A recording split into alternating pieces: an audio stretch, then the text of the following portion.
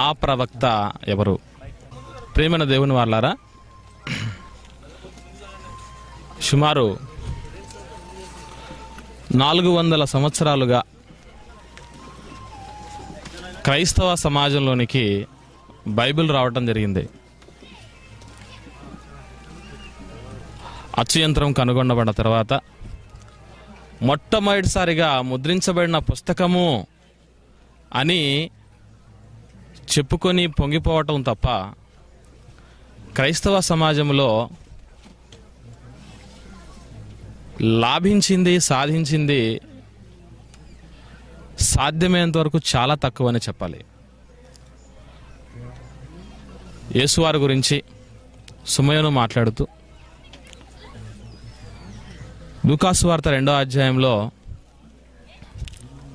అనేకులకు వివాదాస్పద గుర్తుగా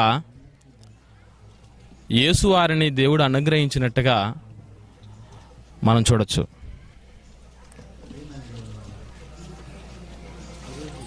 ఈరోజు మిస్టర్ క్లీన్గా క్రైస్తవులకు అర్థం కాకపోయినా యేసువారు మాత్రం మిగతా విశ్వాసాల వారికి, ఎస్పెషల్లీ ముస్లిం సోదరులకు ఒక వివాదాస్పదుడుగా, పాశ్చాత్య దేశాల వారికి పరిశోధనకు తగిన పరికరముగా ఈయన వినియోగించబడుతూ ఉన్నాడు. కాకపోతే క్రైస్తవుల పరిస్థితి ఆలోచించగలిగితే, బైబిల్లో ఒక ప్రశ్న ఉద్భవిస్తే ఆ ప్రశ్నకు సమాధానము చెప్పలేని స్థితిలో ఉన్నటువంటి క్రైస్తవులు ప్రశ్నలు అడగటం సాతాను లక్షణమని, మీరు ప్రశ్నించకూడదు, ఒకవేళ మీకు ప్రశ్నలు వచ్చాయంటే గదిలోకి వెళ్ళి ప్రార్థన చేసుకుంటే దేవుడు సమాధానం ఇస్తాడని నిద్రపోతున్న క్రైస్తవ్యాన్ని మరింతగా నిద్రపుచ్చుతున్నారని చెప్పటానికి ఈరోజు చర్చెస్లోకి సైతం, గ్రామాలలో ఉన్నటువంటి చర్చిలకు సైతం, మారుమూల ప్రదేశాలలో ఉన్నటువంటి బోధకుల దగ్గరికి, క్రైస్తవుల దగ్గరికి మనం నమ్ముతున్న బైబిల్ని పట్టుకొని వచ్చి 2000 సంవత్సరాలుగా యేసువారి విషయంలో, బైబిల్ విషయంలో మీరు చాలా పొరబడ్డారు. యేసువారి గురించి కాదు రాయబడింది మోషే చెప్పినటువంటి ప్రవక్త కానీ, అలాగే యేసువారు వెళుతూ వెళుతూ ఆదరణకర్త మీ వద్దకు వస్తాడని చెప్పబడిన మాట కానీ, అలాగే యేసువారు శిలువపై మరణించారు అన్నటువంటి మాట కానీ, ఇవన్నీ బైబిలులో ప్రస్తావించబడలేదు, బైబిల్ చెప్పలేదు.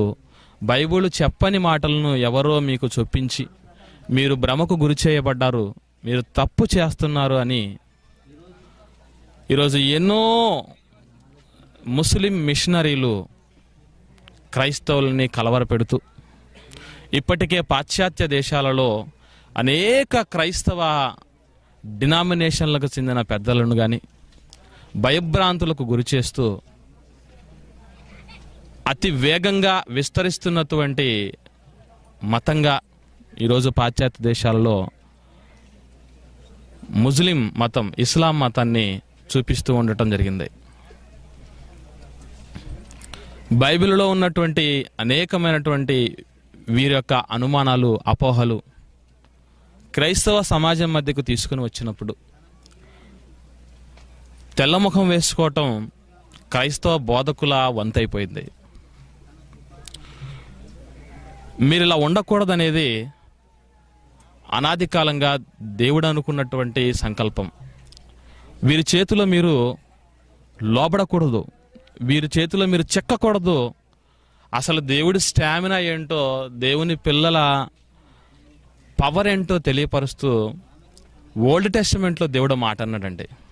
నిజంగా ఆ మాటను చూస్తున్నప్పుడు నాకు మంచి బూస్ట్ అనిపిస్తుంది. ఆ మాటను చూసి టెండూల్కర్కు ఆయన ఎనర్జీ వెనక బూస్ట్ ఉన్నాడు. బాయ్స్కి బూస్ట్ గర్ల్స్ ఉన్నారట, గర్ల్ ఫ్రెండ్స్. బైబిల్ కలిగిన క్రైస్తవులకు బూస్ట్ ఎవరో తెలుసా అండి? క్రైస్టేనండి. అది ఎలా చెప్పగలము? ఆయన మన కోసం ఇచ్చిన బూస్ట్ ఏంటి అని ఆలోచించగలిగితే లూకాసు వార్త 21వ అధ్యాయము 15వ వచనం దయచేసి చూడండి. మీ విరోధులందరూ ఎదురాడుటకును కాదనుటకును వీలు కాని వాక్కులను జ్ఞానమును నేను మీకు అనుగ్రహించుచున్నాను అన్నాడు. చూడండి, అంటే ఈ మాటను చూస్తున్నప్పుడు మనకి ఎలా అనిపించాలి చెప్పండి? మీ విరోధులంటూ ఉంటారు. యేసు వారి తరపున వస్తున్నటువంటి విశ్వాసులకు కానివ్వండి, వారి తదనంతరం వస్తున్నటువంటి క్రైస్తవులకు కానివ్వండి, విరోధులు అనేవాళ్ళు వస్తారు. ఎందరు వస్తారు అనుకుంటున్నారు? కొందరు రారు. అందరూ వచ్చినా కూడా మూకుమ్మడిగా కట్టుకొని మీ వద్దకు వచ్చినా యేసు వారు చెప్పిన మాట ఏంటో తెలుసండి? కాదనుటకు, మళ్ళీ చదవండి, ఎదురాడి కాదనుటకు వీలు కాని వాక్కులను జ్ఞానమును నేను మీకు అనుగ్రహించుచున్నాను అన్నాడంటే ఆ మాటలు ఈరోజు క్రైస్తవ సమాజంలో ఉన్నాయా? మీరు చెప్పండి. ఉంటే వీళ్ళు ఎందుకండి ఇలా విర్రవిగుతారు చెప్పండి? ఒక ముస్లిం సోదరుడు వస్తున్నాడంటే ఈరోజు సమాజం అంతా మీడియాకు భయపడినట్టుగా నామకార్థ క్రైస్తవుడుకు ముస్లిం భయపడుతున్నాడండి. తెలుసా మీకు ఈ విషయం? ఒక ముస్లింకు భయపడుతున్నాడు క్రైస్తవుడు. అసలు నా దృష్టిలో అయితే సున్నతి లేని ఆ ఫిలిస్తీయుడు ఎలాంటాడో ముస్లిం కూడా అలాంటాడే. మీ విరోధులు కాదనటానికి గాని ఎదిరించుటకు గాని వీలు కాని వాక్కులు జ్ఞానమును నేను మీకు ఇస్తున్నానంటే ఈయనకెందుకు ఇంత బూస్ట్ వచ్చింది అనుకుంటున్నారు? దేవుడిచ్చాడు ఆ బూస్ట్. ఆయన ఇచ్చిన బూస్ట్ వాట ఆయన చెప్పంటారా ఒకసారి? యోబు గ్రంథం 9వ అధ్యాయము 1వ వచనం చూడండి. అప్పుడు యోబు ఈలాగున ప్రత్యుత్తరం ఇచ్చును, వాస్తవమే, ఆ సంగతి అంతే అని నేను ఎరుగుదును.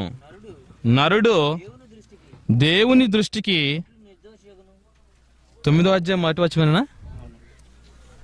చదవండి 3వ వచనం వరకు చదవండి.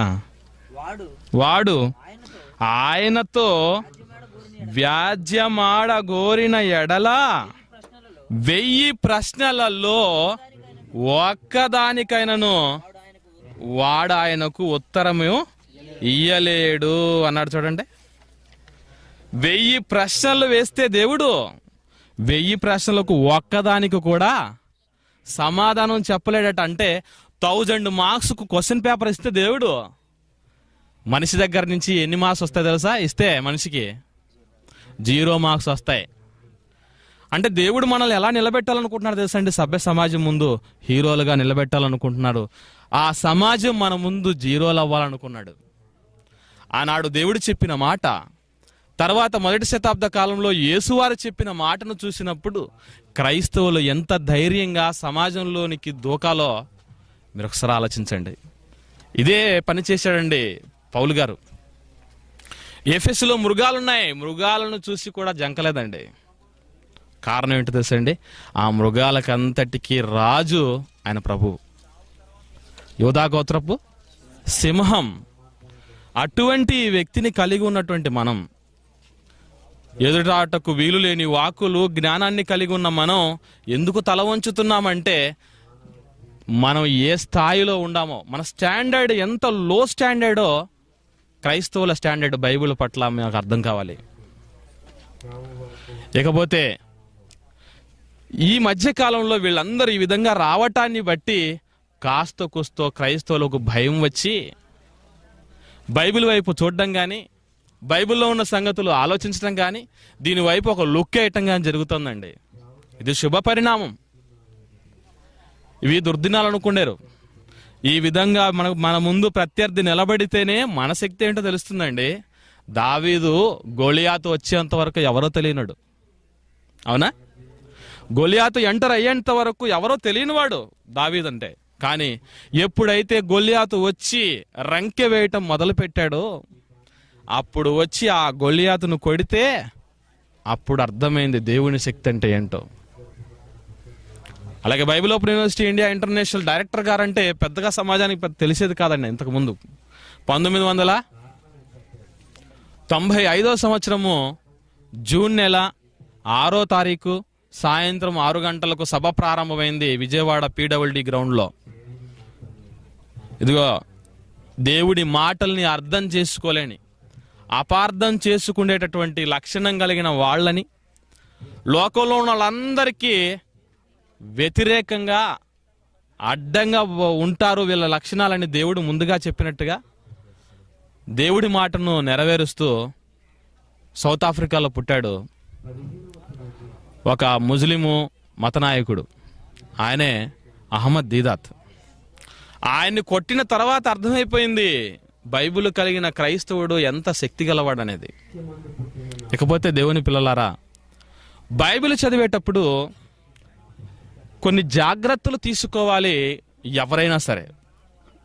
ఎవరైనా బైబిల్ చదివేటప్పుడు జాగ్రత్త తీసుకోవలసిన జాగ్రత్తలు లోకములో ఎందరో రచయితలు రచించిన పుస్తకాలను రాసేటప్పుడు, ఇది చదువు విధానం అని కొన్ని ప్రత్యేకమైన పుస్తకాలు రచించేటప్పుడు మనకు ముందుగా రాస్తారండి. ముందు మాటలు మీకు తెలుసో తెలీదో. నోస్ట్రాడామస్ రచించినటువంటి పుస్తకం అర్థం అవ్వాలనుకోండి, అంత ఈజీగా అర్థం కాదు. అది నెరవేరిన తర్వాతే అర్థం అవుతుందట. తన పుస్తకంలో నోస్ట్రాడామస్ రాస్తూ ఇవి WTC టవర్స్ ఉన్నాయి కదండి, WTC టవర్స్ కూలతాయనేది నోస్ట్రాడామస్ రాశారంటే. ఎలా రాశాడటంటే 2 metallic birds strike 1 great construction అని రాశాడట. 2 metallic birds strikes 1 great construction అని అనగానే మెటాలిక్ బర్డ్స్ ఏంటి? Planes, aeroplanes.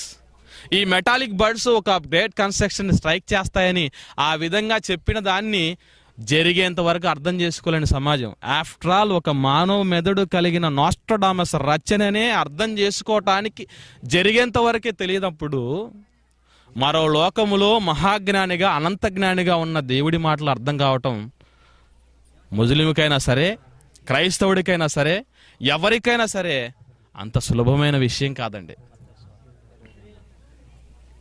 అంత సులభమైన విషయం కాదు. అందుకే బైబిల్ని చదివేటప్పుడు మొదటగా మనము చేయవలసిన విషయం ఏంటి, మనం ఆలోచించాల్సిన విషయం ఏంటంటే, బైబిల్లో యేసువారు మాట్లాడుతూ మాట చెప్పాడు. ఇది మనం అందరం చాలా బాగా గుర్తుంచుకోవాల్సినటువంటి విషయం. మత్తయి సువార్త 9వ అధ్యాయము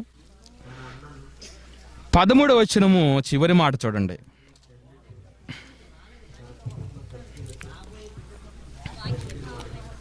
మత్తయి సువార్త 9వ అధ్యాయం 13వ వచనము చివరి మాట అండి. అమ్మ పూర్తిగా చదవమ్మా. అయితే నేను పాపులను పిలువచ్చి తిని గాని నీతిమంతులను పిలవరాలేదు, కనుక కనికరమునే కోరుచున్నాను గాని బలిని కోరను అను వాక్య భావమేమో మీరు వెళ్ళి నేర్చుకొనుడి అన్నాడు. నేను కనికరమునే కోరుచున్నాను గాని బలిని కోరనన్న మాట కూడా తీసుకొని చెబుతూ ఉంటారండి. పలానా హోషేయ గ్రంథంలో 6వ అధ్యాయంలో ఈ విధంగా రాయబడి ఉంది. పాత నిబంధన గ్రంథంలో, కొత్త నిబంధన గ్రంథంలో మత్తయి సువార్త 9వ అధ్యాయం 12-13 వచనాల్లో రాయబడింది.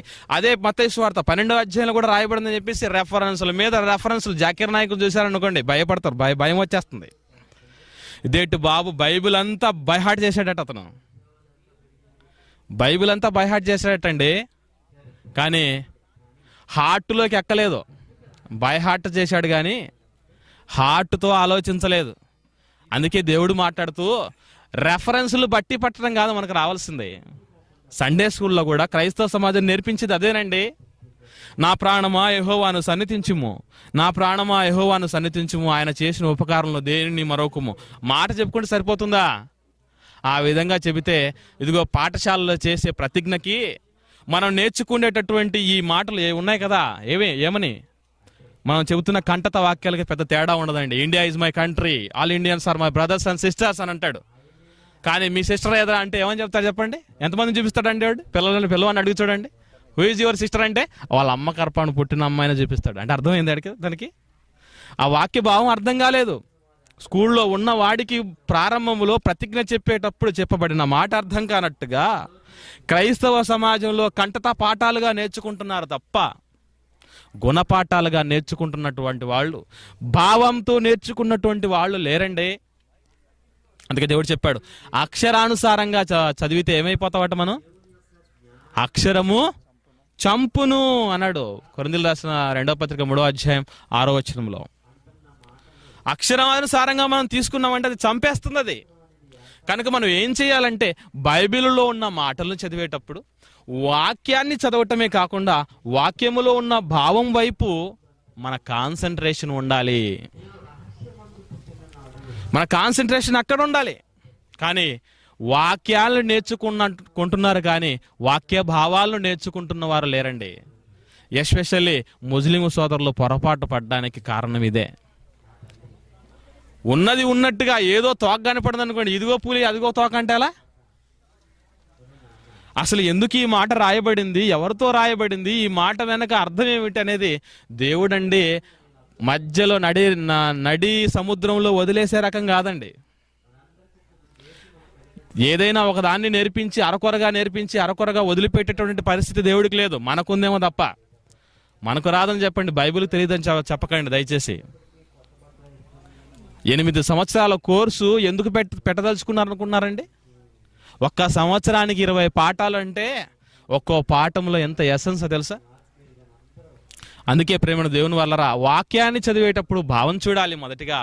రెండవదిగా వాక్యాన్ని ఏం చేయడం జరుగుతోంది అంటే ఇప్పుడే కాదు ముస్లిము సోదరులు క్రీస్తు శకం 6వ శతాబ్దములో పుట్టినటువంటి మహమ్మద్ తర్వాత వచ్చినటువంటి ఆయన వారసత్వాన్ని పుణికిపుచ్చుకుంటున్నటువంటి ముస్లిము సోదరులంతా పొరపాటు పడినట్టుగా కలిపి చెరిపినట్టుగా కాకుండా వీళ్ళకంటే మునుపు సుమారు 600 సంవత్సరాల క్రితం అనగా మొదటి శతాబ్దములోనే ఎలాంటి వారు సమాజంలోనికి రంగప్రవేశం చేశారో చెబుతూ బైబిల్లో పౌలు గారు మాట్లాడినాడు చూడండి. కొరింథీ సంఘానికి రాసిన 2వ పత్రిక 2వ అధ్యాయము 17వ వచనం చూడండి. కొరింథీ సంఘానికి రాసిన 2వ పత్రిక పౌలు గారు 2వ అధ్యాయము 17వ వచనం అండి. కావున ఇట్టి సంగతులకు చాలిన వాడెవరు? మేము దేవుని వాక్యమును కలిపి చెరిపాడు. అప్పటికి ఎంతమంది వచ్చారట కలిపి చెరిపేవాళ్ళు? అనేకులు వచ్చారట. ఆ తర్వాత వచ్చిన ఏకులు మేకులే తర్వాత 6వ శతాబ్దంలో వచ్చిన ఇస్మాయిలీలు. చరిత్రలో మీరు గమనించగలిగితే ఈయన మహమ్మద్ ప్రవక్త యొక్క చరిత్ర గురించి ఒక చేతిలో కత్తి మరో చేతిలో ఖురాన్ పట్టుకుని వస్తాడటండి. ఏది కావాలి కోరుకో అంటాడట. ఇలా వస్తే ఏం చేస్తారు చెప్పండి? కత్తి వద్దునైనా ఖురాన్ కావాలంటారు అంతే.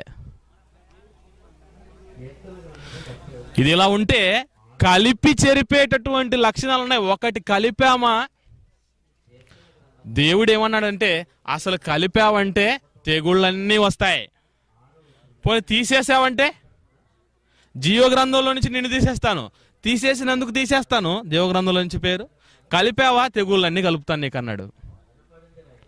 ఎందుకు ఈ మాట చెప్తున్నాడు దేవుడు? ఈ మాట చెప్పటానికి కారణం ఏంటంటే అండి బైబిల్ పరిపూర్ణమైన గ్రంథము. దీనికి సపోర్ట్గా ఉండటానికి మరో గ్రంథం కానీ మరో ప్రవక్త కానీ అవసరము లేదు. ముస్లిం సోదరులకు కావచ్చు అది పరిపూర్ణం కాదు బ్రదర్, మేము తౌరాతును ఇంజీలును మేము ఖచ్చితంగా పాటించాలంట, వాళ్ళు చెప్పిన మాటలు వినాలంట అని అంటూ ఉంటారు వీళ్ళు. కానీ బైబిల్ ఏమంటున్నారు తెలుసా అండి? బైబిల్లోనట వీళ్ళు చెప్పే మాట ఏంటో తెలుసా అండి? అసలండి చాలా మార్పులు చేయబడ్డాయండి, ఒరిజినల్ ప్రతులు లేవండి, కాల్ చేశారండి, బూడిద చేశారండి, ఇప్పుడున్నవన్నీ డూప్లికేట్ ప్రతులు, ఇవన్నీ చెబుతూ ఉంటారండి. ఇలాంటి వాళ్ళందరికీ చెక్ పెట్టే విధంగా దేవుడు క్రైస్తవ సమాజానికి యేసువారి ద్వారా చెప్పిన మాట చూడండి. మత్తయి సువార్త 24వ అధ్యాయము 35వ వచనం చూడండి. ఆకాశమును భూమియు గతించును గాని నా మాటలు ఏ మాత్రమును గతింపవు అన్నాడు చూడండి. అంటే ఆకాశము భూమి అయినా గతిస్తుందేమో గాని దేవుడి మాటలు గతించవని యేసువారి మాటల ద్వారా దేవుడు మనకు భరోసా ఇస్తున్నాడండి. కానీ వీళ్ళంటున్న మాట ఏంటి తెలుసండి? చాలా పోయాయండి, ప్రస్తుతానికి ఏమీ లేవండి అని చెబుతూ ఉన్నారండి. ఇలాంటి వాళ్ళందరూ చెక్ పెట్టే విధంగా చాలా ఉన్నాయి మా దగ్గర. మీ దగ్గర కొన్ని శాంపిల్గా రిలీజ్ చేస్తున్నాం, ఎందుకంటే ఇవన్నీ నెట్లోకి వెళ్తాయి.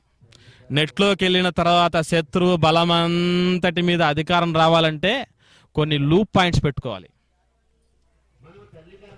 ఆ లూప్ పాయింట్స్ అలాగే పెట్టుకొని ఉన్నాం, కొన్ని వదులుతున్నాం శాంపిల్స్. ఒక్కసారి శాంపిల్ పవర్ చూడాలండి అని. ఇకపోతే సబ్జెక్ట్లోనికి మనం ప్రవేశిద్దామండి. ఆ ప్రవక్త మోషే వంటి ప్రవక్త, ఆ ప్రవక్త అని పిలువబడతారండి. మోషే వంటి ప్రవక్తని ఆ ప్రవక్త అని అంటారు. ఇది పాత నిబంధన గ్రంథములో ద్వితీయోపదేశకాండము 18వ అధ్యాయము 15వ వచనం నుండి ఈ సందర్భం ఉంటుంది. దయచేసి చూడండి. హోరేబులో ఆ సమాజ దినమున నీవు నేను చావకుండినట్లు మళ్ళీ నా దేవుడైన యెహోవా స్వరము నాకు వినబడును గాక, ఈ గొప్ప అగ్ని ఇకను కనబడకుండును గాక అని చెప్పితివి. ఆ సమయమున నీ దేవుడైన యెహోవాను నీవు అడిగిన వాటన్నింటి చొప్పున నీ దేవుడైన యెహోవా నీ మధ్యను నా వంటి ప్రవక్తను నీ సహోదరులలో నీ కొరకు పుట్టించును. ఆయన మాట నీవు వినవలను. మరియు యెహోవా నాతో ఇట్లనెను, వారు చెప్పిన మాట మంచిది, వారి సహోదరులలో నుండి నీ వంటి ప్రవక్తను వారి కొరకు పుట్టించెదను. అతని నోట నా మాటల నుంచుదును. నేను అతనికి ఆజ్ఞాపించినది యావత్తును అతడు వారితో చెప్పును అన్న మాట ఉందండి. ఇక్కడ మోషే వంటి ప్రవక్త, ఒకసారి నా వంటి ప్రవక్తను నీ సహోదరులలో నీ కొరకు పుట్టిస్తాడు అని దేవుడు ఇశ్రాయేలీలతో చెబితే, అది మొదటి శతాబ్ద కాలంలోకి వచ్చేసరికి అదిగో ఆ ప్రవక్త, మోషే ప్రవక్త చెప్పాడు కదా నా వంటి ప్రవక్తని, ఆ ప్రవక్త కోసం ఎదురు చూస్తూ ఉన్నటువంటి సందర్భాలు మనకు కొత్త నిబంధన గ్రంథంలో బాగా కనబడుతూ ఉంటాయి. ఇకపోతే ముస్లిం సోదరులు నా వంటి ప్రవక్తను నీ సహోదరులలో నుంచి నీ కొరకు పుట్టిస్తాడు అని అనగానే మొట్టమొదటిసారిగా వీరు అర్థం చేసుకున్న మాట ఏంటంటే, నీ సహోదరులలో అనగానే సహోదరులు అంటే ఎవరెవరు? ఇశ్రాయేలీలు, ఇష్మాయేలీలు. ఎందుకు ఇశ్రాయేలీలు ఇష్మాయేలీలు సహోదరులు అంటే, ఇశ్రాయేలీలకు మూల పురుషుడు ఇస్సాకు అయితే, ఇస్సాకు మూల పురుషుడు ఎవరు? అబ్రహాం గారు. ఇష్మాయేలీలకు మూల పురుషుడు ఎవరు?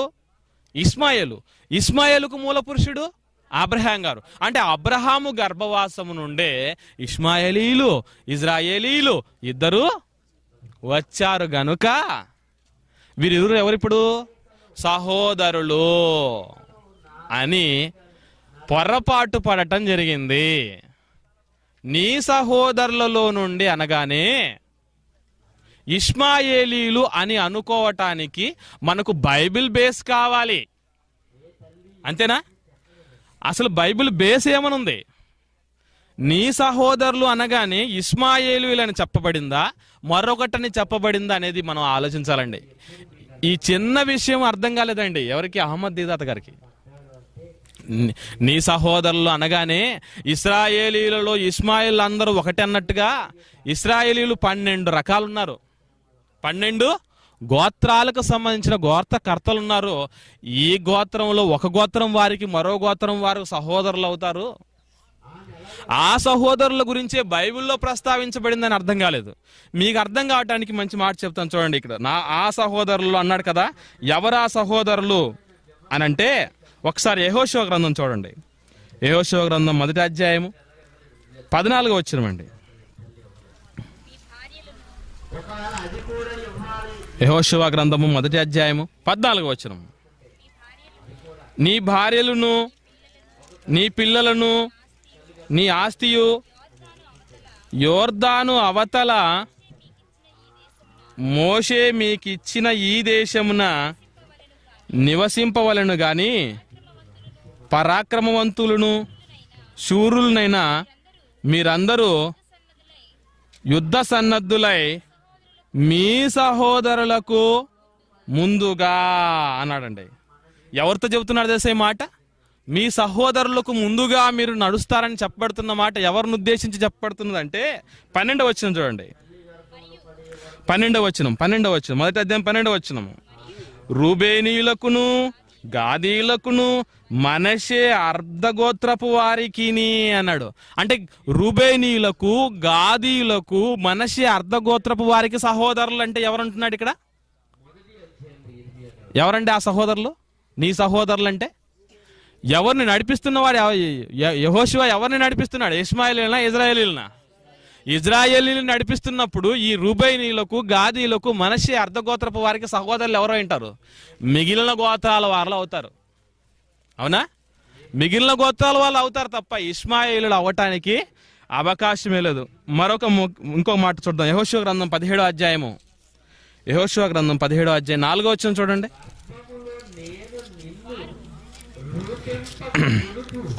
యెహోషువ గ్రంథం 17వ అధ్యాయం 4వ వచనం. వారు యాజకుడైన ఎలియాజరు ఎదుటికిని నూను కుమారుడైన యెహోషువ ఎదుటికిని ప్రధానుల ఎదుటికిని వచ్చి మా సహోదరుల మధ్య మాకు స్వాస్థ్యం ఇయ్యవలనని యెహోవా మోషేకు ఆజ్ఞాపించినని మనవి చేయగా యెహోవా సెలవిచ్చినట్లు వారి తండ్రి యొక్క సహోదరుల మధ్య వారికి స్వాస్థ్యములు ఇచ్చెను అన్నాడు చూడండి. అంటే ఎవరి సహోదరులు? ఒక తండ్రికి పుట్టినటువంటి వాళ్ళు. ఎవరా తండ్రి? ఇశ్రాయేలీయుడు. అంటే యాకోబు గర్భవాసాన్న పుట్టినటువంటి సహోదరుల మధ్యనే ఏమున్నాయి? ఇప్పుడు సాక్ష్యాలు ఉన్నాయి. వీళ్ళే సహోదరులని బైబిల్ చెప్పింది. ఇంకా ముందుకెళ్దామండి. అదే ద్వితీయోపదేశకాండం చూడండి. ఎవరి సహోదరులు ఇంకా క్లియర్గా ద్వితీయోపదేశకాండం 7వ అధ్యాయం 6వ వచనం నుండి 8వ వచనం వరకు చూడండి. ద్వితీయోపదేశకాండం 7వ అధ్యాయం 6వ వచనం నుండి 8వ వచనం వరకు అండి.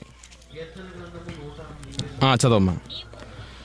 నీవు నీ దేవుడైన యెహోవాకు ప్రతిష్ఠిత జనము. ఎవరు వీళ్ళు? నీవంటే 12 గోత్రాలకు సంబంధించిన ఇజ్రాయేలీయులు మాత్రమే దేవునికి ఎవరట? ప్రతిష్ఠిత జనము. అంటే మిగతా వాళ్ళు ఏం జనము? అప్రతిష్ఠిత జనము. వాళ్ళు ఇష్మాయేలులు కావచ్చు, మరొకరు కావచ్చు, ఎవరైనా సరే వీళ్ళంతా ఎవరు? అప్రతిష్ఠిత జనాలు, మిగతా వాళ్ళు. కానీ దేవుడికి మాత్రం ప్రతిష్ఠిత జనమని ఎవరిని ఉద్దేశించి చెబుతున్నాడు దేవుడు? ఇజ్రాయేలీయులను. అంటే 12 గోత్రాలకు సంబంధించిన గోత్రకర్తలు వారి యొక్క పిల్లలను ఉద్దేశించి, వారి యొక్క తరాలను ఉద్దేశించి చెబుతున్నటువంటి మాట అండి. అందుకే ఇంకా కిందికి రండి, ఇంకా క్లియర్గా చెబుతున్నారు చూడండి. నీ దేవుడైన యెహోవా భూమి మీదనున్న సమస్త జనముల కంటే అంటే వాళ్ళు ఇష్మాయేల్ అయినా సరే వాళ్ళందరికంటే నిన్ను ఎక్కువగా ఎంచి నిన్ను తనకు స్వకీయ జనముగా అన్నాడు చూడండి. నిన్ను తనకు స్వకీయ జనముగా ఏర్పరచుకొనెను. దేవునికి స్వకీయ జనం అన్నా కూడా, లేక ప్రతిష్ఠిత జనం అన్నా కూడా మీరు వేరే ఆలోచనలోనికి వెళ్ళటానికి అవకాశం లేదు. ఇది దేవుడు బైబిల్లో చెప్పిన లా. నీ సహోదరులలో నుండి అంటే ఇష్మాయేలీలలో నుంచి కానే కాదని మనం యెహోషువ గ్రంథంలో ఆలోచించాం. అలాగే ద్వితీయోపదేశకాండము 7వ అధ్యాయము 6-7 వచనాల్లో నీవు మాత్రమే ప్రతిష్ఠిత జనము, ఇంకా ఏమన్నాడు? నీవు మాత్రమే నాకు స్వకీయ జనము అన్నాడు. అంటే నా దేవునికి సొంత జనము అని అనగానే ఇష్మాయేలీలు అనేది రావటానికి అవకాశమే లేదు. ఇది వీరు అపార్థం చేసుకున్నది. అందులో ఉన్న భావం నేర్చుకోవాలి, వాక్యం నేర్చుకున్నాను. నీ సహోదరులలో అనగానే ఏమని అర్థమైపోయింది? ఏమండి? తోక కనపడింది. అది దేని తోక? దేని తోక? అది పూర్తిగా చూస్తేనే దేని తోకనే అర్థమవుతుందండి. కొన్ని జంతువుల తోకలు చూసాం అనుకోండి, అస్సలు ఒకటేలాగా ఉంటాయి, కనుక్కోలేం. అలా ఉన్నటువంటి తోకను చూసి నీ సహోదరులలో అనగానే ఇష్మాయేలీలో పుట్టిస్తాడు చూడండి. సహోదరులు అంటే ఎవరు? ఇజ్రాయేల్ సహోదరులు ఎవరు అని చెప్తూ వస్తున్నారు. కానీ సహోదరుల మధ్యనే స్వాస్థ్యములు ఇవ్వబడ్డాయి. సహోదరులు అనగానే ఇశ్రాయేలు జనాంగానికి సంబంధించిన వాళ్ళు మాత్రమే, ప్రతిష్ఠిత జనము, ఏర్పరచబడినటువంటి జనము, స్వకీయ జనము అని దేవుడు చెప్పబడింది కేవలం ఇజ్రాయేలు గురించి మాత్రమే. కనుక నీ సహోదరులలో నుంచి అనగానే మనం ఏమనుకోవాలి? ఇస్మాయేలీలు మాత్రం కాదు, వాళ్ళు ఇజ్రాయేలీలలో ఒక గోత్రానికి సంబంధించిన వాళ్ళు. వాళ్ళకి మిగిలిన 11 గోత్రాల వాళ్ళు ఏమవుతారు? సహోదరులు అవుతారు. అది దేవుడు బైబిల్లో చెప్పిన డెఫినేషన్. ఇకపోతే మరొక అపార్థం ఏంటంటే, మరలా రండి ద్వితీయోపదేశకాండం 18వ అధ్యాయం, మరలా ద్వితీయోపదేశకాండం 18వ అధ్యాయము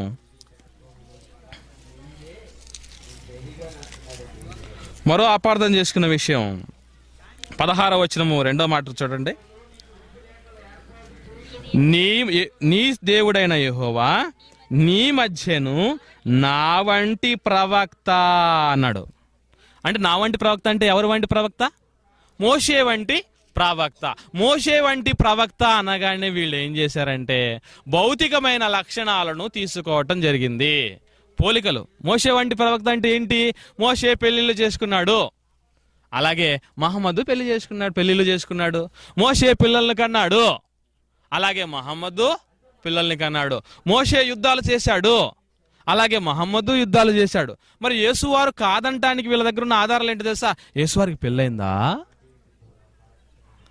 యేసువారికి పెళ్ళయిందా? పెళ్లి కాలేదు. Point number 1. అంటే మోషే వంటి ప్రవక్త కాదు. పిల్లలున్నారా? లేరు. డావిన్సీ కోడ్ని మేము బాగా బాహాటంగా ముస్లిం దేశాల అన్నింటినీ ఖండించామండి అని చెబుతూ ఉంటారు. తెలుసా అండి మీకు? డావిన్సీ కోడ్లో ఏమనుంది? మగ్దలేని మరియను పెళ్లి చేసుకున్నట్టుగా ఉంది. ఆమెకు వాళ్ళిద్దరికి దాంపత్య జీవితంలో ఒక అమ్మాయి పుట్టిందంటే ఆ అమ్మాయి పేరు సారా అని పేరు పెట్టడం జరిగింది. ఇవన్నీ మేము బ్యాన్ చేసామండి. కారణం ఏంటంటే మాకు ఖురాన్లో కానీ బైబిల్లో కానీ యేసు వారికి పెళ్లి కాలేదని చెప్పబడింది, పిల్లలు లేరని చెప్పబడింది అని చెబుతూ ఉంటారు. ఈ మాటలన్నీ అమాయక క్రైస్తవం విన్నప్పుడు ఏముంటుంది చెప్పండి? నిజంగా ఎంత ప్రేమ అండి యేసువారంటే వీళ్ళకి అనుకుంటుంది. దాని వెనక ముద్దు పెట్టినాడంటే ముద్దులు చాలా రకాలు. ముద్దుల్లో గుద్దులు కూడా ఉంటాయి. అప్పగింత ముద్దు ఒకటి ఉంది కదా, అది ఇస్కరియోతు యూదా ముద్దు. వాడికంటే 4 ఆకులు ఎక్కువ తినాలండి వీళ్ళు. మోషే వంటి ప్రవక్త ఇదే అని భౌతిక లక్షణాలు అనుకుంటే మీకు ఆ మాట చెప్తాను. ఇప్పుడు నేను యుద్ధాలు చేస్తాను, నేను 2-3 పెళ్ళిళ్ళు చేసుకుంటాను, నేను పిల్లలకి అంటాను అంటే నేను మోషే వంటి ప్రవక్తను అయిపోతానా? నేను మోషే వంటి ప్రవక్తను అయిపోతాను. మోషే వంటి ప్రవక్త అనగానే ఏవి తీసుకోవాలి పోలికకు అనేది కూడా దేవుడు వదిలిపెట్టలేదండి. ఎందుకంటే భవిష్యత్తులో ఇలాంటి వాళ్ళంతా వచ్చి ఎలా పడితే అలా చెడిపేస్తారనే ఉద్దేశంతో దేవుడు అన్ని జాగ్రత్తలు తీసుకొని రాశాడు తెలుసా అండి. 2 ప్రికాషియస్గా రాయించేశాడండి బైబిల్ని. మోషే వంటి ప్రవక్త అనగానే వేటిని తీసుకోవాలో పోలికగా బైబిలే చెప్పింది. అదే ద్వితీయోపదేశకాండం చూడండి. అదే ద్వితీయోపదేశకాండము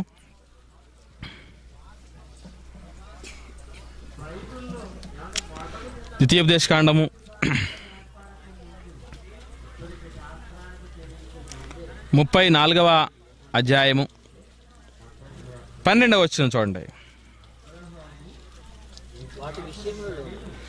వాటి విషయములలోను ఆ బాహుబలం అంతటి విషయములోను మోషే ఇశ్రాయేలు జనులందరి కన్నుల ఎదుట కలుగజేసిన మహాభయంకర కార్యముల విషయమై యెహోవాను ముఖాముఖిగా ఎరిగిన మోషే వంటి ఇంకొక ప్రవక్త ఇజ్రాయేలులో ఇది వరకు పుట్టలేదు అని మోషే వంటి ప్రవక్తని దేని గురించి చెప్తున్నారు చెప్పండి? మళ్ళీ చదవండి. మోషే వంటి ప్రవక్తని దేని గురించి చెప్తున్నాడు? ఇజ్రాయేలీలను ఐగుప్తు దాస్యము నుండి విడిపించటానికి ఆయన చేసిన అద్భుత కార్యాలు, మహత్కార్యాలు, దేవునితో ఆయనకున్న రిలేషన్షిప్ గురించి మాట్లాడుతున్నారంటే ఇది భౌతిక లక్షణాల గురించా లేక మానసిక గుణాలు లక్షణాల గురించి చెప్పండి? భౌతిక లక్షణాల గురించి కాదు, గుణం, ఆయనకున్నటువంటి క్యారెక్టర్. మోషే అంటే క్యారెక్టర్ని బట్టి మనం ఆ బేరీజు వేసుకోవాలనేది. ఇక్కడే కాదు, ఒక దాంతో సాటిస్ఫై అవ్వలేమని మరొక దాన్ని కూడా చెప్పాడండి దేవుడు. మరొక వ్యక్తిని కూడా పోల్చి చెబుతూ వంటి అనగానే ఎవరిని తీసుకోవాలి అనే దానికి ఉదాహరణగా మరొక యోబు గ్రంథంలో, యోబు గ్రంథం 1వ అధ్యాయము 8వ వచనం చూడండి. యోబు గ్రంథము 1వ అధ్యాయము 1వ వచనం అండి, 8వ వచనం అండి. 1వ అధ్యాయం 8వ వచనం. అందుకు యెహోవా, నీవు నా సేవకుడైన యోబు సంగతి ఆలోచించితివా? అతడు యథార్థవంతుడును న్యాయవంతుడునై దేవుని యందు భయభక్తులు కలిగి చెడుతనము విసర్జించిన వాడు, భూమి మీద అతని వంటి వాడు ఎవడును లేడు. అంటే యోబు లాంటి వాడు అనగానే మనకి ఏం గుర్తు రావాలి? ధనమున్నాడు, ఉన్నవాడు, గాడిదలున్నాడు, గుర్రాలున్నాడు, ఇవి కాదు గుర్తు రావాల్సింది మనకి. ఏం గుర్తు రావాలి? యోబు అంటే అర్థం ఏంటి? యథార్థవంతుడు, న్యాయవంతుడు, దేవుని యందు భయభక్తులు గలవాడు, చెడుతనమును విసర్జించిన వాడు. ఇవన్నీ ఏంటి? గుణానికి సంబంధించినవి, భౌతికమైన లక్షణాలు కాదవి. భౌతికమైన లక్షణాల గురించి కాదు చెప్పేది దేవుడు. మోషే వంటి ప్రవక్త, నా వంటి ప్రవక్త అనగానే మనకు గుర్తు రావాల్సింది, మోషే అద్భుతాలు చేశాడు, సూచక్రియలు చేశాడు, మహత్కారాలు చేశాడు, దేవుడు గొప్పతనాన్ని నిరూపించాడు, ఐగుప్తు జనాంగం మధ్య నుంచి ఒక మహాజనాంగాన్ని విడిపించి తీసుకుని వచ్చాడు మహాలోకానికి, మహాదేశానికి, పాలుతేలను ప్రవహించే దేశానికి. అవి మోషేకున్నటువంటి భౌతిక లక్షణాలు కాదు, మానసిక గుణాల గురించి, అతనికి ఉన్నటువంటి క్యారెక్టర్ గురించి చెబుతున్నటువంటి మాటలు. కనుక మోషే క్యారెక్టర్ ఏంటి ఇది మనకు తెలియాలి. మోషే క్యారెక్టర్ ఏంటి? ఇంతకు మోషే అద్భుతాలు చేశారన్నాడు కదా, అసలు మహమ్మద్ అద్భుతాలు చేసినట్టుగా వాళ్ళు ఏమంటారు తెలుసా అండి? ఆయనకు ఒక పేరుందటండి, ఏమన్నా తెలుసా? అద్భుతములు చేయని అద్భుత ప్రవక్తట. మీరు బాగా నవ్వాలి, బాగా నవ్వాలి. ఎందుకంటే ఈ మెసేజ్ చూసిన తర్వాత వాడి గుండెల్లో గుబులు పొట్టాలి. ఒక చిన్న కుర్రాడు మూతి మీద మీసం కూడా రానోడు ఇంతగా మాట్లాడుతున్నాడంటే ఆ మహాపర్వతాన్ని ఢీకొంటే ఏమైపోతా వాడికి అర్థం అవ్వాలి. ఒకప్పుడు టైటానిక్ చిన్న ఐసు బర్గ్ను ఢీకొని కూలిపోయిందండి. మహాబబులోని ఏమైపోయింది? కూలిపోయిను. వీళ్ళందరూ ఈరోజు తేలిపోవాలి.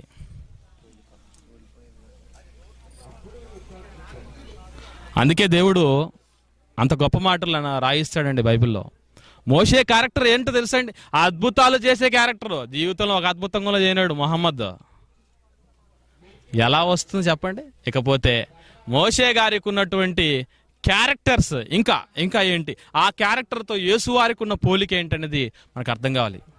ఏమండి? ఒకసారి చూద్దాం మోషే క్యారెక్టర్. సంఖ్యాకాండం 12వ అధ్యాయం 3వ వచనం.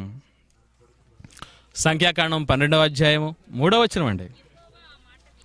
యెహోవా ఆ మాట వినును, మోషే భూమి మీదనున్న వారందరికంటే మిక్కిలి సాత్వికుడు అన్నాడు. ఇదేంటిది? క్యారెక్టర్, గుణం. మోషేకున్న గుణం ఏంటి? సాత్విక గుణం. మరి ఈ సాత్విక గుణం ఉందా ఆయనకి? విశ్వకారుణ్యమూర్తి అంటాడు. తెలియలేదు కాబట్టి వాళ్ళ ఖురాన్ గ్రంథాన్ని ఎవరూ చదవటం లేదేమోనని, దానిలో ఉన్నటువంటి సీక్రెట్స్ తెలియవేమని, క్రైస్తవులు బైబిల్ చదవరని మన మీద పడుతున్నారండి. మీకు విషయం చెప్పమంటారా? వాళ్ళ ఖురానులో నుంచి ఒక ప్రశ్న మీరు అడుగు చూడండి ఎప్పుడైనా చదివిన తర్వాత. మా ముల్లాలను అడగండి అంటాడు. మరి నీకేమొచ్చు? బైబిల్ని తప్పుపట్టడం వచ్చు అంతే. దేవుడు పక్క గ్రంథాల జోలికి పోవద్దని చెప్పాడు గనుక మేము వదిలేసామండి. లేకపోతే దానిలో ఉన్నటువంటి విషయాలన్నీ ఎన్నెన్ని ఉన్నాయో తెలుసా? తర్జుమా తప్పులు కానీ, వాళ్ళ దేవుని యొక్క ఎగ్జిస్టెన్స్ కానీ, మహమ్మద్ ప్రవక్త గురించినటువంటి విషయాలు కానీ, ఇవన్నీ పెట్టామా మీ ముందు ఛాలెంజ్గా పెట్టిన తర్వాత మీ గ్రంథము ఎందుకు ఇలా రాయబడిందని తలదించుకోవాల్సిన పరిస్థితి వస్తుంది. జాగ్రత్త ముస్లిం సోదరులారా. ఎందుకు ఈ మాటలు చెబుతున్నామంటే, బైబిలులో యేసు వారి జోలికి వచ్చిన వారు ఎవడు కూడా ఇప్పటికీ బతికి బట్ట కట్టలేదండి. అసలు యేసువారంటే, యేసువారిని పోలుస్తూ యేసువారు తన గురించి ఏమని చెప్పుకున్నాడు తెలుసా అండి? ఈ బండ మీద పడువాడు తొనకలైపోతాడు. మరి ఆ బండ పడితే వాడేమవుతాడు? నలి చేస్తుంది అన్నాడు. అంతే. అంటే ఆకు ముళ్ళు సామెత మీకు ఇక్కడ గుర్తు రావాలి. ఆకెళ్ళి ముళ్ళు మీద పడ్డా, ముళ్ళొచ్చి ఆకు మీద పడ్డా ఆకుకే అంట ప్రమాదం.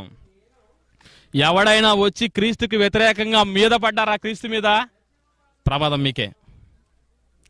ఒకవేళ ఆయన వచ్చి మీ మీద పడ్డాడా, అప్పుడు ప్రమాదం మీకే. జాగ్రత్త పడండి. మోషే వంటి ప్రవక్త మిక్కిలి సాత్వికుడు భూమి మీద అని దేవుడు చెప్పాడు. అలాంటి సాత్వికమైన గుణాలు ఉన్నాయా, ఎవరిలో ఉన్నాయి? ఇది మనం ఆలోచించాల్సిందే. ఇకపోతే మరో క్యారెక్టర్ ఉంది మోషే గారికి, చూడండి. అదే సంఖ్యాకాండం 12వ అధ్యాయము 7వ వచనం అండి. సంఖ్యాకాండం 12వ అధ్యాయం 7వ వచనం. అతడు నా ఇల్లంతటిలో నమ్మకమైన వాడు. అతడు నా ఇల్లంతటిలో నమ్మకమైన వాడు. ఎవరు అతడు? అతడు మహేష్ బాబు కాదు, మోషే. మోషే దేవుని ఇల్లంతటిలో నమ్మకమైన వాడు, మిక్కిలి సాత్వికుడు. ఇవి మోషేకున్న క్యారెక్టర్స్. క్యారెక్టర్ నెంబర్ 1 అద్భుతాలు చేసే లక్షణాలు కలిగిన వాడు. క్యారెక్టర్ నెంబర్ 2 మిక్కిలి సాత్వికుడు. క్యారెక్టర్ నెంబర్ 3 నమ్మకమైన వాడు. ఇవి ఎక్కడ ఎవరిలో ఉన్నాయి? బైబిల్లో ఎవరితో పోల్చబడి చెప్పింది? ఈ లక్షణాలన్నీ ఎవరిలో ఉన్నాయని మనం ఆలోచించగలిగితే, అద్భుతాలు చేసే విషయం అంటారా? మత్తయి సువార్త, మార్కు సువార్త, లూకా సువార్త, యోహాను సువార్త, 4 సువార్తలలో కొన్ని 10 అధ్యాయాలలో అద్భుతమైనటువంటి అద్భుతాలు చేసినటువంటి ప్రవక్త యేసుక్రీస్తుల వారు. చనిపోయిన లాజరును లేపటం అన్నిటికంటే పెద్ద అద్భుతం. ఇకపోయి చనిపోయిన వాళ్ళని లేపటమే కాదు, ఆయన కూడా చనిపోయి తిరిగి లేచాడు. అది గొప్ప విక్టరీ. అది అద్భుతాల్లో గొప్ప విక్టరీ అది. కనుక అద్భుతాల విషయంలో మనం పెద్దగా ఆలోచించవలసిన పనే లేదు. రెండవది, సాత్వికత కలిగిన వాడు ఎవరు? మత్తయి సువార్త 11వ అధ్యాయం, మత్తయి సువార్త 11వ అధ్యాయం 29వ వచనం చూడండి. మత్తయి సువార్త 11వ అధ్యాయం 29వ వచనం. నేను సాత్వికుడను, దీన మనస్సు గలవాడను గనుక అన్నాడు. ఎవరు ఈ సాత్వికుడు? యేసుక్రీస్తుల వారు. సెల్ఫ్ స్టేట్మెంట్ ఇది. యేసు వారు చెప్పిన సెల్ఫ్ స్టేట్మెంట్. ఆయన మాటలు మేము గౌరవిస్తాము, ఆయనంటే మాకు గౌరవం అండి. రెండవ రాకడలో ఆయన వస్తాడని చెబుతున్నటువంటి ముస్లిం సోదరులు గమనించవలసిన విషయం ఏంటో తెలుసా?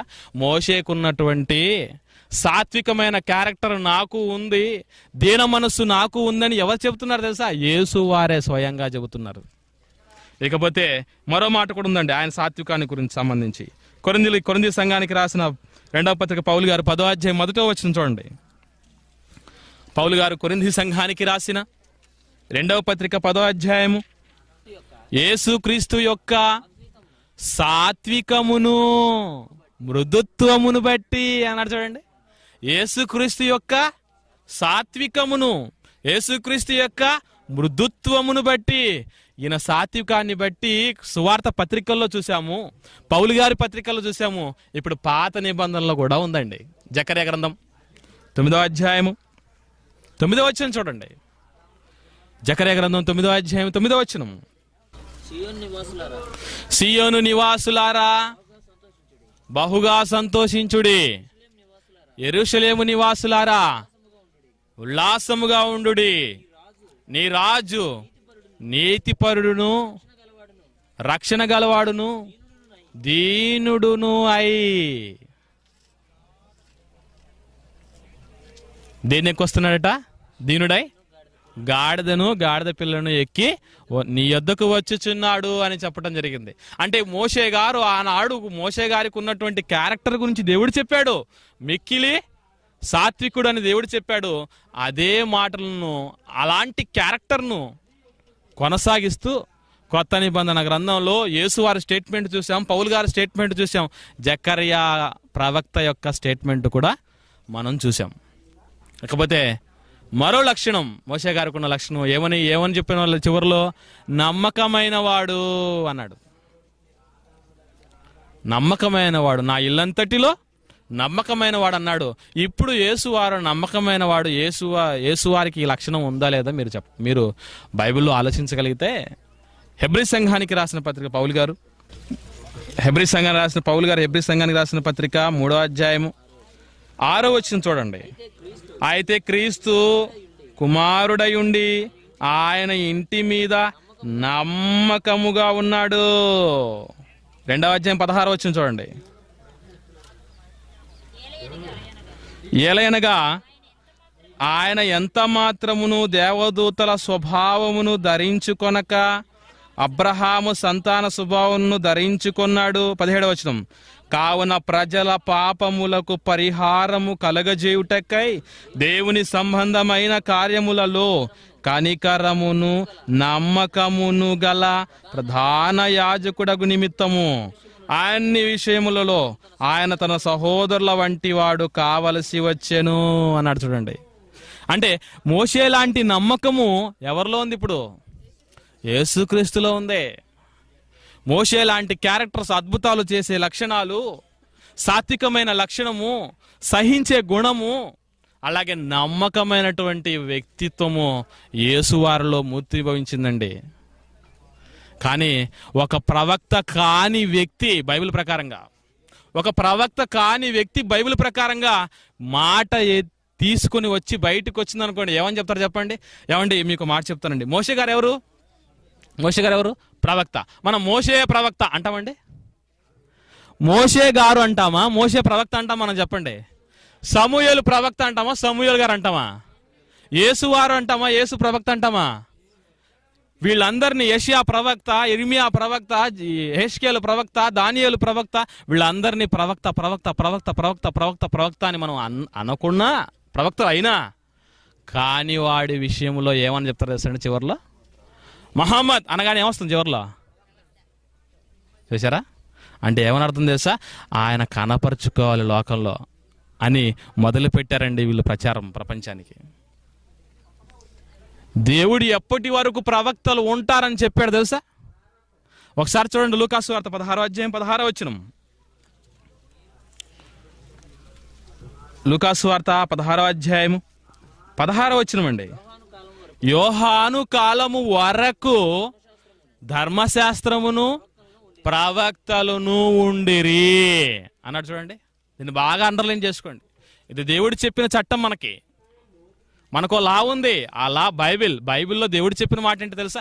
యోహాను కాలం వరకే ధర్మశాస్త్రము కానీ ప్రవక్తలు కానీ ఉన్నారంటే 600 సంవత్సరాల తర్వాత వచ్చిన వ్యక్తి నేను ప్రవక్త అన్నాడంటే, ఇలాంటి వాటన్నింటిని ఉద్దేశించే పౌలు గారు మంచి స్ట్రోక్ ఇచ్చాడండి. ఏమన్నా తెలుసా? మేము చెప్పినవి తప్ప వేరే వీడి పరలోకం నుంచి జిబ్రాయిల్ దేవత చెప్పింది మాకు అని చెప్పినా ఏం చేయమన్నాడు పౌలు గారు? నమ్మద్దు అని స్ట్రైట్గా మంచి డోస్ ఇస్తే వీళ్ళందరూ ఏమంటారు తెలుసా అండి?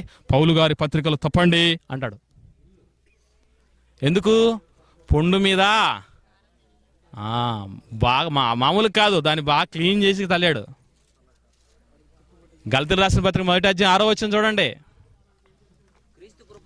క్రీస్తు కృపను బట్టి మిమ్మును పిలిచిన వానిని విడిచి భిన్నమైన సువార్త తట్టుకు మీరింత త్వరగా తిరిగిపోవుట చూడగా ఆశ్చర్యమగుచున్నది. ఆశ్చర్యకరుడైనటువంటి యేసువారిని కలిగిన నేను, అనేకులకు ఆశ్చర్యం కలిగించిన నేను మిమ్మల్ని బట్టి ఈరోజు ఆశ్చర్యపడాల్సి వస్తుంది. ఎందుకో తెలుసా? అది మరి యొక్క సువార్త కాదు గాని క్రీస్తు సువార్తను చెరపగోరి మిమ్మును కలవరపరచువారు కొందరున్నారు. నేను మీకు ప్రకటించిన సువార్త కాక మరి యొక్క సువార్తను మేమైనను పరలోకము నుండి వచ్చు ఒక దూతైనను మీకు ప్రకటిస్తే శాపగ్రస్తుడు. ప్రవక్తనా? ఎవరు అతను? ప్రవక్త శాపగ్రస్తుడా? బైబిల్ చెప్పిన మాట ఏంటో తెలుసా? మేమన్న మాట కాదు, ఇది బైబిల్ చెప్పిన మాట, దేవుడు చెప్పిన మాట పౌలు గారి ద్వారా. కనుక మరో దూత వచ్చిన అతని విషయంలో దేవుడు చెప్పిన మాట ఏంటంటే అసలు నమ్మకండి అన్నాడు. యోహాను కాలం వరకు ప్రవక్తలు ధర్మశాస్త్రం ఉంటే 600 సంవత్సరాల తర్వాత వచ్చాడంటే ఈయన ఏమనాలండి మనం? ఆ ప్రవక్త అనకూడదు, బైబిల్ ప్రకారం ఏమనాలి? అబద్ధ ప్రవక్త అనాలి. మీకు విషయం చెప్పంటారా? మీరు బాగా ఎంజాయ్ చేద్దరు. కానీ ఏమంటే దేవుడితో ఎప్పుడు నేను సమానంగా ఉంచుకోవాలి అని చెప్పి ఉండేటటువంటి లక్షణం ఎవరికి ఉందో తెలుసండి? సాతానుకు ఉంది, అపవాదికి ఉంది. ఇప్పుడు దేవుడికి పరలోకంలో ఎంతమంది ఉన్నారండి పిల్లలు? ముందుగా 1,000,000 మందా? ముందుగా ఎంతమంది పుట్టారు? 2 పుట్టారు. 1 యేసుక్రీస్తుల వారు, 2 పరిశుద్ధాత్మ దేవుడు. ఈ యేసుక్రీస్తుల వారు పరిశుద్ధాత్మ దేవుడు పిల్లలుంటే నాకు 2 పిల్లలు ఉండాలి అనుకున్నదండి సాతానుడు. అనుకున్న తర్వాత 2 పిల్లల్ని కనింది. ఆ పిల్లలు ఎవరో చూడండి. ప్రకటన గ్రంథం 16వ అధ్యాయము 13వ వచనం చూడండి. ప్రకటన గ్రంథం 16వ అధ్యాయం 13వ వచనం. మరియు ఆ ఘట సర్పము నోట నుండి, క్రూర మృగము నోట నుండి, అబద్ధ ప్రవక్త నోట నుండి కప్పల వంటి 3 అపవిత్రాత్మలు బయలు వెడలగా చూచి తిని అన్నాడండి. మీరు మామూలుగా ఈ మాటలు చదువుతున్నప్పుడు ఏమనుకుంటాం మనం చెప్పండి? ఘట సర్పమన్నా, క్రూర మృగమన్నా, అభద్ర ప్రవక్త అన్నా అందరూ ఒకటే అనుకుంటాం. నో, మళ్ళీ బాగా చదవండి. అహ్మద్ దీదా చెబుతున్నాడమ్మా, మీ కళ్ళు తెరిచి చదవండి అని అంటాడట అండి. మరలా ఒకసారి చదవండి అని. అలాగే నేను మీకు చెబుతున్నా, మరలా ఒకసారి చదవండి. ఆ ఘట సర్పము నోట నుండి అంటే ఎవరు? ఘట సర్పం అంటే ఎవరండి? సాతానుడు. దీంట్లో క్లియర్. ఘట సర్పము నోట నుండి అంటే ఆయన గర్భం, ఆయనలో నుంచి వస్తుందంటే ఎవరిలో? పిల్లలో. ఘట సర్పము నోట నుండి ఏమొచ్చింది? క్రూర మృగం వచ్చింది. ఏంటా క్రూర మృగము? డబ్బండి. క్రూర మృగం అంటే ఏంటది? డబ్బు. అంటే సాతాను సృష్టించినటువంటి కుమారులలో పెద్ద కుమారుడు ఎవరు అనుకుంటున్నారు? డబ్బు, క్రూర మృగం. ఇంకా రెండవది ఎవరు? అబద్ధ ప్రవక్త. ఈరోజు ప్రపంచాన్ని నాశనం చేసేది ఎవరో తెలుసా? ఇవి రెండే. కాదు చెప్పండి. ధనమును నమ్ముకొని వాడు పాడైపోతాడని చెప్పాడు దేవుడు. ఈరోజు ఆ డబ్బును చూసి అందరూ జబ్బుల పాలైన వాళ్ళు ఉన్నారు. క్రూర మృగము, ఘట సర్పము నోట నుండి క్రూర మృగం అంటే డబ్బు పుట్టింది. రెండవది అబద్ధ ప్రవక్త పుట్టాడు. నాకు 2 కొడుకులు కావాలనుకున్నాడు. 2 కొడుకులు పుట్టించేసింది. ఎందుకంటున్నా ఈ మాటని? బైబిలులో లేని ప్రవక్త గురించి చెబుతున్నాడు, అబద్ధాన్ని కల్పిస్తున్నాడు. ఎవరో అబద్ధ ప్రవక్త కాకపోతే ఎవరు చెప్పండి? కనుక ఇలాంటివి చేశాడండి. ఇకపోతే దేవుడుండి నిజంగా ఈ లక్షణాలు మీరు చూశారు కదా. ఇప్పుడు మోషే గారు చెప్పినటువంటి ఆ లక్షణాలు ఏమిటి? అద్భుతాలు చేసే లక్షణం, సాత్వికమైన లక్షణం, దీనత్వమైనటువంటి లక్షణం, నమ్మకమైన లక్షణాలు అన్ని ఎవరిలో మూర్తిభవిస్తున్నాయి? యేసుక్రీస్తులో మూర్తిభవిస్తున్నాయి. అందుకే వీటిని పురస్కరించుకొని మహానుభావుడు అండి సంఘానికి పెద్ద పేతురు గారు మాట్లాడుతూ మంచి ప్రసంగం చేశాడండి. బైబిల్లో అపోస్తలుల కార్యములు 3వ అధ్యాయం 13వ వచనం నుండి మనం చూస్తూ ఉంటే ఇక్కడ నుంచి ఈయన మొదలవుతుందండి. అబ్రహాము, ఇస్సాకు, యాకోబు అని వారి దేవుడు అనగా మన పితరుల దేవుడు తన సేవకుడైన యేసును మహిమపరిచి ఉన్నాడు. మీరు ఆయనను అప్పగించితిరి అని చెప్పుకుంటూ వచ్చి మొత్తం వచ్చేసరికి 22వ వచనములో ఓ మాట అన్నాడు చూడండి. మోషే ఇట్లనెను, ప్రభువైన దేవుడు నా వంటి ఒక ప్రవక్తను మీ సహోదరుల నుండి మీ కొరకు పుట్టించును. ఆయన మీతో ఏమి చెప్పినను అన్ని విషయములలో మీరు ఆయన మాట వినవలెను అన్నాడు. అంటే ఎవరి గురించి మాట్లాడుతున్నాడు? పైన నుంచి మనం చూస్తే 13వ వచనం నుంచి మనం ఆలోచిస్తే ఉంటే 15వ వచనం చూడండి, క్లియర్గా ఆయన గురించి అర్థమవుతుంది మనకు. మీరు జీవాధిపతిని చంపితిరి గాని దేవుడు ఆయనను మృతుల్లో నుండి లేపిన అందుకు మేము సాక్షులము. 600 సంవత్సరాల తర్వాత వచ్చినవాడు సాక్ష్యము గొప్పదా? ప్రత్యక్ష సాక్ష్యం గొప్పదా? వీళ్ళందరూ చెప్పేటప్పుడు ఏమని చెప్తారు తెలుసా అండి? యేసుక్రీస్తు వారిని సిలువ వేసే సమయానికి శిష్యులు ఎవరు లేరు, లేనటువంటి వాళ్ళ సాక్ష్యం చల్లదు అని చెబుతూ ఉంటారు. ఎలా లేరు, ఎప్పుడు లేరు, ఎందుకు లేరు, తర్వాత ఏం జరిగిందో వీళ్ళకి తెలియదండి. క్రీస్తు సిలువ వేయబడ్డాడని రేపు పాఠం ఉంది మాస్టర్ సెకండ్ ఇయర్లో. మళ్ళీ నేనే తీసుకున్నాను ఆ పాఠాన్ని. ఎందుకంటే ఈ క్లారిఫికేషన్స్ అన్ని కరెక్ట్గా ఉండాలి, వీళ్ళకి అవసరం. అందుకోసమనే కనుక యేసువారి గురించి మాట్లాడుతూ 22వ వచనములో మోషే వంటి ప్రవక్తను మీ యొద్ద పుట్టిస్తాను మీ సహోదరుల మధ్య అని చెప్పాడు కదా. ఆ ప్రవక్తను మీరు పొట్టన పెట్టుకున్నారా అని చెబుతూ పేతురు గారు మాట్లాడడం జరిగిందండి. అంటే పేతురు గారు ధృవీకరించారు. మొదటి శతాబ్ద కాలంలో సంఘానికి స్తంభముగా, మూల స్తంభాలుగా ఉన్నటువంటి వ్యక్తి యేసువారి తలలో నాలుకలా ఎప్పుడు ముందుంటాడండి కదా. ఎంత చక్కగా ఏది మాట్లాడినా ఎవరు మాట్లాడతారండి? మనిషి కుమారుడు ఎవరని మీరు అనుకొనిచున్నారు అన్నప్పుడు అందరూ సైలెంట్గా ఉంటే ఈయన ఒక్కడే మాట్లాడతాడు. మంచి యాక్టివ్ పర్సన్ అండి నిజంగా. అంత వ్యక్తి అంత ప్రత్యక్ష సాక్షి చెబుతూ ఉన్నటువంటి మాట ఏంటంటే మోషే వంటి ప్రవక్త యేసువారే అని చెప్పటం జరిగింది. ఇంకో మాట చెప్పమంటారా? మోషే వంటి ప్రవక్త మహమ్మదే అంట, యేసువారు చెప్పిన ఆదరణకర్త మహమ్మద్, ఇద్దరు ఆయనే, ఇద్దరు ఆయనే అని ఇతనంటూ ఉంటే దేవుడు ఏమన్నాడు తెలుసా? వీరిద్దరు ఇద్దరేరా అంటున్నాడు. మోషే వంటి ప్రవక్త యేసుక్రీస్తుల వారైతే యేసువారు పంపిన ఆదరణకర్త ఎవరు? పరిశుద్ధాత్మ దేవుడు. పరిశుద్ధాత్మ దేవుని గురించి కూడా అంటే నిజంగా మనం ఎన్ని పాయింట్లు తీస్తామనండి, ఆ పాయింట్లకి అన్నిటికీ బైబిల్లో నుంచి లూపులు కనుక్కున్నారు వాళ్ళు తెలుసా మీకు? మన దగ్గర మీ ప్రయోగించారనుకోండి, మా దగ్గర కాదు మీ దగ్గర, ఒక్క దెబ్బ కుదేలేకపోతారు. అందుకే అసలు నిజంగా ఆదరణకర్త అనేటటువంటి ఆత్మ మనలోనికి వస్తే ఇది కూడా తెలిపోలేదు. మోషే వంటి ప్రవక్త క్లియర్ అయిపోయింది, ఎవరని? యేసుక్రీస్తుల వారని. ఇప్పుడు యేసువారు పంపించబోయే ఆదరణకర్త ఎవరు? అసలు ఆదరణకర్త అయిన ఆత్మ మనలోకి వస్తే, మనలో ఉంటే, మనతో ఉంటే ఎలా ఉంటుంది, మనం ఎవరిగా పిలువబడతాం అనేది బైబిల్లో ఆలోచిద్దామండి. గలతీయులు రాసిన పత్రిక చూడండి. గలతీయులు రాసిన పత్రిక 4వ అధ్యాయం 6వ వచనం. గలతీయులు రాసిన పత్రిక పౌలు గారు 4వ అధ్యాయం 6వ వచనం అండి. మరియు మీరు కుమారులై ఉన్నందున నాయన తండ్రి అని మొరపెట్టు తన కుమారుని ఆత్మను దేవుడు మన హృదయములోనికి పంపెను అన్నాడు. దేవుడు మన హృదయంలోనికి తన కుమారుని ఆత్మను పంపెను అని చెప్పిన తర్వాత మొహమ్మద్ లోకంలోనికి వచ్చాడా, హృదయాల్లోనికి వచ్చాడంటే లోకంలోనికి వచ్చిన తర్వాత హృదయాలను గెలిచిన విజేత అయ్యాడని చెప్తారండి. మీరేం చెప్తారు అని చెప్పండి? హృదయాల విజేత అయ్యాడు, హృదయాల్లోకి వెళ్ళిపోయాడు.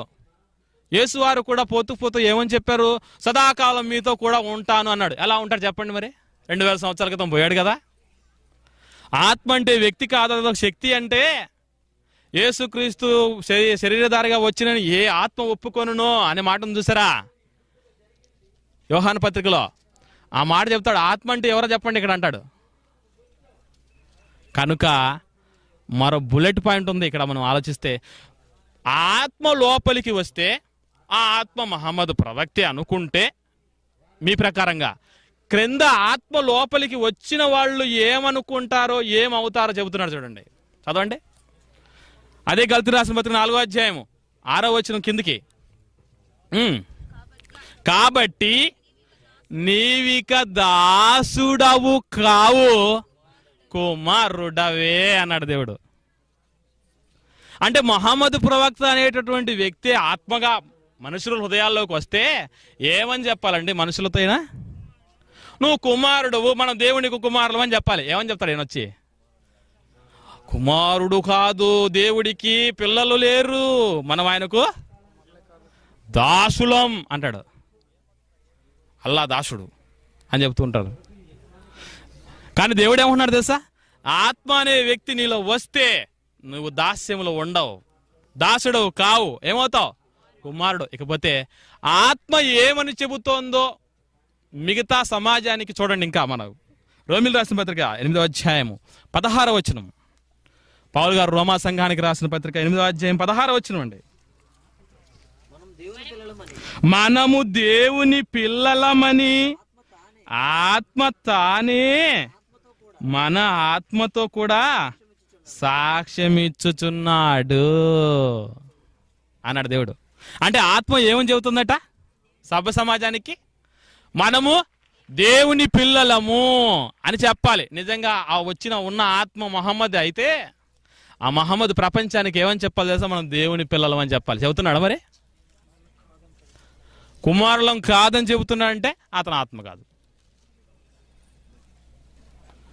యేసు వారి తర్వాత పంపబడబోయే ఆదరణకర్త మహమ్మద్ కాదు. మోషే వంటి ప్రవక్త మహమ్మద్ కాదు. మోషే వంటి ప్రవక్త యేసుక్రీస్తుల వారు.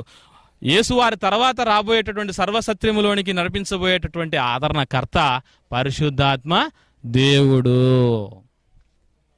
ఇకపోతే అస్సలు ఇస్రాయేలీలకు ఇష్మాయేలీలకు పొంతనే లేదండి. ఇది ఎవరు చెప్పారనుకుంటున్నారు? బైబిలే చెప్పింది, దేవుడే చెప్పాడు. ఏమని చెప్పాడో చూడండి. గలతీలు రాసిన పత్రిక 4వ అధ్యాయం 30వ వచనం అండి. పౌలు గారు గలతీలు రాసిన పత్రిక 4వ అధ్యాయం 30వ వచనం. ఇలాంటివన్నీ రాయడాన్ని బట్టి పౌలు గారు అంటేనండి నిజంగా వీళ్ళ ఒంటి మీద తేళ్లు జెర్రులు పాములు పాకినట్టుగా ఉంటుంది. చదవండి. ఇందును గూర్చి లేఖనమేమి చెప్పుచున్నది? దాని కుమారుని వెళ్ళగొట్టుము. దాసి కుమారుడు స్వతంత్రురాలు కుమారులతో పాటు వారసుడై ఉండడు అన్నాడు. చూడండి. అంటే దాసి కుమారుడే, స్వతంత్రాలు కుమారుడే. ఇంతకు దాసి ఎవరు, స్వతంత్రాలు ఎవరు? దాసి అంటే హాగరు, స్వతంత్రాలంటే శారా. ఈ మాట చెప్పిన తర్వాత కూడా ఏమంటారు తెలుసా అండి? అసలు హాగరు అబ్రహాముల వివాహమే కరెక్టు, శారమ్మ అబ్రహాముల వివాహం రాంగు అంటాడండి. ఎందుకు? చెల్లెల్ని పెళ్లి చేసుకున్నాడండి అంటాడు. ఒక్కొక్కరికి ఒక్కొక్క రకాలైనటువంటి రిలేషన్షిప్లు ఉన్నాయి అప్పుడు ఇప్పుడు. తెలుసా మీకు మాట ఇది అర్థం కావడానికి చెప్తానండి. హైందవ సోదరులోనండి అక్కా చెల్లెళ్ళ పిల్లలు పెళ్లి చేసుకుంటారండి. బాగా వినాలి మీరు. అక్కా చెల్లెళ్ళ పిల్లలు పెళ్లి చేసుకుంటారా? కానీ ముస్లిం సోదరులు చేసుకుంటారు. అంటే వీళ్ళకి ఏమి అర్థమైంది? ఒక్కొక్కరికి ఒక్కొక్క రకమైనటువంటి. ఇప్పుడు హిందూ కోణంలో చూస్తే వీళ్ళు ఏం చేస్తున్నట్టు అర్థమవుతుంది చెప్పండి? వాళ్ళు తప్పు చేస్తున్నట్టు అర్థమవుతుంది. అవునా? ఎవరి కోణంలో ఆ అజ్ఞాన కాలం ముందు దేవుడు ఎలా ఉన్నాడట? చూసి చూడనట్టున్నాడు. ఇప్పుడు కూడా అలా చేసామంటే తొక్క తీసి అలా చేస్తాడు. కనుక ప్రేమైన దేవుని వారలారా, ఇష్మాయేలీయులు వేరు, ఇజ్రాయేలీయులు వేరు. అసలు ఇష్మాయేలు గురించినటువంటి వాస్తవికత ఏమని చెప్పాడు తెలుసా? నీ గర్భవాసం నుండి 10 మంది రాజులు వస్తాడని చెప్పాడు తప్ప ఒక ప్రవక్త వస్తాడు, నాయన వెలిగిస్తాడు ప్రపంచాన్నే అని చెప్పలేదే. అంటే దేవుడికి తెలియని సంగతులు, దేవుడు చెప్పని సంగతులు ఇతను చెబుతున్నా అంటే ఏమనుకోవాలి? మర్మబోధ అనుకోకూడదు, ఇది కర్మబోధ అని అనుకోవాలి మనం. కనుక ప్రియమైన దేవుని వల్ల ఇంకో మాట ఉందండి. ఈ ధర్మశాస్త్రములు విషయం కానివ్వండి, దేవుడిచ్చిన కట్టడలు కానివ్వండి, ఎవరికి సంబంధించినవి, ఎవరి దాన్ని స్వీకరించాలి అనేది కూడా దేవుడు బైబిల్లో చెబుతూ 147వ కీర్తన 19వ వచనం చూడండి. కీర్తన గ్రంథం 147వ కీర్తన 19వ వచనం. ఆయన తన వాక్యము యాకోబునకు తెలియచేసెను, తన కట్టడలను తన న్యాయ విధులను ఇజ్రాయేలునకు తెలియజేసెను అన్నాడు. చూడండి. తన కట్టడలు తన న్యాయ విధులు ఇశ్రాయేలుకు యాకోబుకు అతని గర్భవాసాన్న వచ్చే 12 గోత్రాల వారికి అని చెబుతూ ఉంటే మధ్యలో వచ్చేసాడేనా? నేను కుమారుణ్ణే, నేను సున్నతి చేయించుకుంటాను, నేను ముందుకు వస్తాను, నాకు కట్టడలు కావాలంటే రకరకాలుగా రావటం జరిగిందండి. కనుక దేవుడు వీళ్ళ విషయంలో చెప్పినటువంటి క్లారిఫికేషన్ వేరు. నా వంటి ప్రవక్త అనగానే భౌతిక లక్షణాలు తీసుకున్నారు, అది గుణాలు తీసుకోవాలి, మానసిక గుణాలను. తర్వాత నీ సహోదరులు అనగానే ఇస్మాయిలును తీసుకున్నారు, కాదు, అదే ఇశ్రాయేలీల్లో మిగిలిన గోత్రాల వారికి యూదా గోత్రములో నుంచి ఒక ప్రవక్త రావటం జరుగుతుంది అనేది ఆ రోజు ద్వితీయోపదేశకాండం 18వ అధ్యాయంలో దేవుడు చెప్పబడిన మాట వెనక ఉన్న అర్థం, పరమార్థం. కనుక మోషే వంటి ప్రవక్త ఎవరండి? యేసుక్రీస్తుల వారు. యేసువారి తర్వాత రాబోయే ఆదరణకర్త ఎవరు? పరిశుద్ధాత్మదేవుడు. వీళ్ళిద్దరూ ఆయనే అట. బా, ఇకపోతేనండి మీకు వీళ్ళకందరికీ ఒక ప్రశ్న నేను సూటిగా అడగదలుచుకున్నానండి. మీ గ్రంథములో ఉన్న వ్యక్తి గురించి మీరు చెప్పుకుంటే నమ్మరా? ప్రపంచం నమ్మదా? మీ గ్రంథంలో ఉన్న వ్యక్తిని గురించి మీరు చెప్పుకుంటే ప్రపంచం నమ్మదా? బైబిల్లోనే ఉన్నాడని చెబితే నమ్ముతుందా? ఎందుకు ఈ మాట చెప్పాలనుకుంటుందో తెలుసా? బైబిలే చెప్పిన అంత గొప్ప ప్రవక్త అని చెప్పడానికి వీళ్ళు. అసలు దేవుడు అన్న మాట ఏంటి తెలుసా? అతను ప్రవక్తే కాదని. కనుక ప్రేమైన దేవుని వాళ్ళరా, ఈ విధమైనటువంటి ప్రిపరేషన్తో లోకంలోనికి వెళ్ళండి. నశించిపోతున్నారు అనేకమైనటువంటి క్రైస్తవ సోదరులు. ధైర్యము చెడి. నిజంగా ఏంటి ఇవన్నీ? బైబిల్లో ఉన్నటువంటి మాటలనే మాకు చూపించి మాతో మాట్లాడుతూ ఇవన్నీ చేసి మార్గభ్రష్టం చేస్తున్నారు. ఏమి చేయాలని ఆలోచిస్తూ ఈరోజండి చాలా కోస్టల్ ఏరియాలో, ఎస్పెషల్లీ కోస్టల్ ఏరియాలో ఒక పాస్టర్ని మార్చేశారండి. వీళ్ళందరినీ మార్చేసిన తర్వాత ఒక పాస్టర్ నిలబెడుతున్నారు క్రైస్తవ సమాజం మధ్య. చూడండి, నేను ఇలా మారాను, ఇదిగో ఈ వచనాలని మంచి ట్రైనప్ చేసి. పాపం ఏమీ రాని వాడి దగ్గరికి, కాలు లేని వాడి దగ్గరికి కబడ్డీ ఆడమని పిలిస్తే ఏమొస్తుంది చెప్పండి? ఏమండి? తొడగొట్టి సవాలు చేసే బైబిల్ ఓపెన్ యూనివర్సిటీ దగ్గరికి రావాలి. వాడు కొమ్ములు ఇరిచేసేటటువంటి మాటలన్నీ ఇక్కడున్నాయి. కనుక ప్రేమైన దేవుని వాళ్ళారా, మోషే వంటి ప్రవక్త విషయంలో వీళ్ళ అపార్థాలకు దారి తీయడం జరిగింది. వాక్య భావం నేర్చుకోలేదు, కలిపి చెరపాలనుకున్నారు, చెడిపోతున్నారు. ప్రార్థన చేసుకుందాం.